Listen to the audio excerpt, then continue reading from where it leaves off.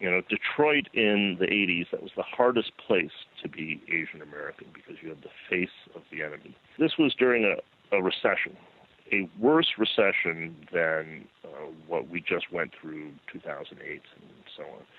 Worse because it was looked at as the rise of the East, the decline of the West. It was not global. It was just America and just some parts of America.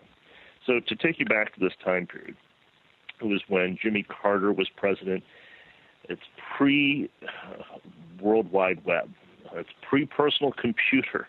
This is a time period when the fax machine was the latest technology, when MTV was brand new. Man, hard to imagine, right? We would not have a podcast like this back then to talk about it.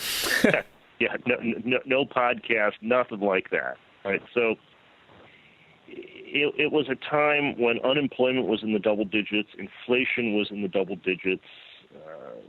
Carter gave a speech that was called his malaise speech, a fancy for the attitude, the mood of depression, of darkness. And people talked about it as an economic Pearl Harbor.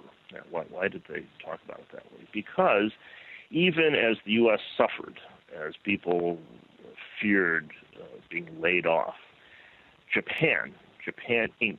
was ascendant, and people talked about how Japan was going to take over. Pretty soon everyone was going to have a Japanese boss, Japanese companies were dominant, and Japanese seemed to be buying landmarks, actual landmarks, buildings in New York City and sports teams, and so there was this fear, and people actually wrote books and did radio shows and so on talking about how Japan was going to take over America and then take over